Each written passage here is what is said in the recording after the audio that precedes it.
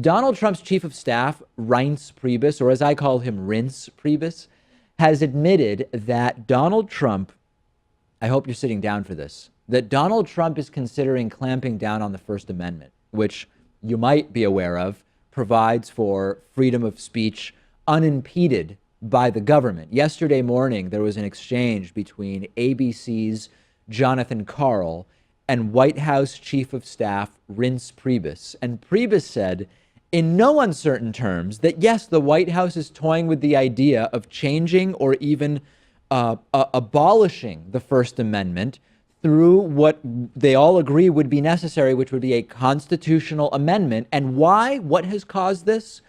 Negative or critical press coverage of Donald Trump is making them explore a constitutional amendment to limit press speech. When I saw the headline, Pat, I thought it's exaggerated, right? It's probably just limited to libel laws or something like that, right? Wrong. They are thinking about a constitutional amendment to control speech.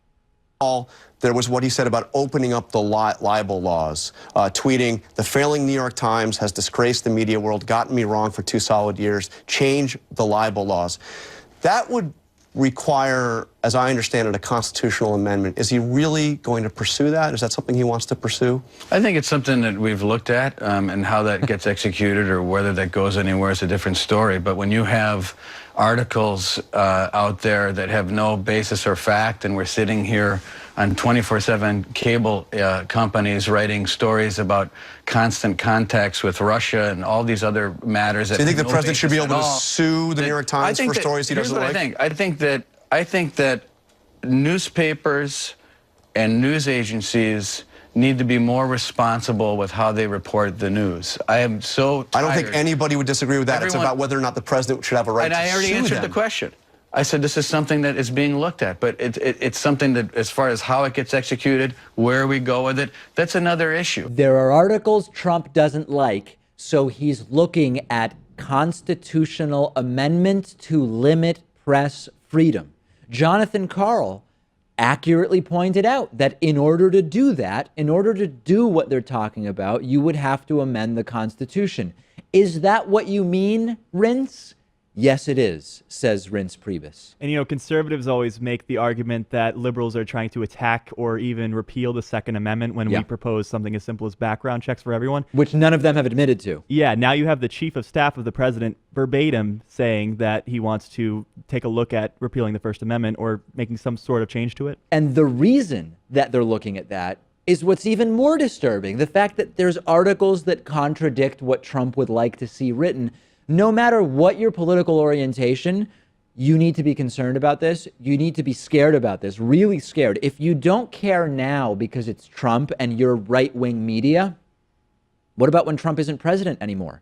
Remember, the First Amendment says, quote, Congress shall make no law respecting an establishment of religion or prohibiting the free exercise thereof, or abridging the freedom of speech or of the press, or the right of the people peaceably to assemble and to petition the government for a redress of grievances. Is there any silver lining here? I'm reaching deep here, okay? If Trump can't manage to get a bill through a Republican-controlled Congress to repeal the Affordable Care Act, maybe we can assume he wouldn't be able to manage the constitutional amendment process. But even if he were to get some kind of compromise half measure, this is the stuff of horrors. And also, it was always very bizarre to me when Trump would talk about opening up the libel laws when he was at his rallies, as if that affects the average individual in Pennsylvania or Michigan. That's just something that he wants to do to make his own image look better. It's to suppress press freedom, no doubt about it. Yeah, you're the average worker in Pennsylvania, as you're pointing out, libel laws to sue media outlets. I mean, what are we even talking about here? As if the media is doing stories on them in particular. Which Trump supporters will show up on cable news to defend this? The fact that Reince Priebus is even willing to publicly admit to this shows how out there these people are. The administration is talking about curtailing free speech through constitutional amendments, and they're willing to admit it. If I were thinking about doing something like this, the last thing I would do is admit it on national television. Especially because it's the First Amendment. Those 6 rights are the bedrock of our democracy, and without those, you don't have much else. Apparently not. Apparently not. When the failing New York Times writes a negative story about you, and of course, I almost feel silly mentioning this, but I know if I don't, it might appear as though my criticism is not complete. Most of those stories Trump is angry about are accurate stories, right? I mean, the idea that there's just completely fabricated stories about Trump on respectable media. Yes, we're dealing with fake news and we're dealing with propaganda news. The left and the right are dealing with that, and we've talked about that. But the idea that the New York Times is just publishing made-up nonsense, it's of course not true. And I guess I should just say that to get it on the record as part of the story. And when he talks about opening up the libel laws, he doesn't say it so that these media outlets can't say things that are inaccurate. He says that it's so they can't say things that are negative towards him. And that is completely consistent with Sean Spicer's perspective. Remember the press gaggle where he didn't invite in certain media outlets?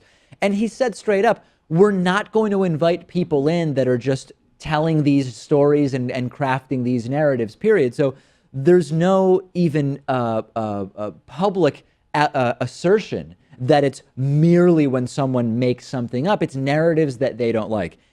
No matter what your political perspective is, this is something you should be horrified about. Send me your thoughts about it. I'm on Twitter at @DPakman. The show is on Twitter at David Pakman Show.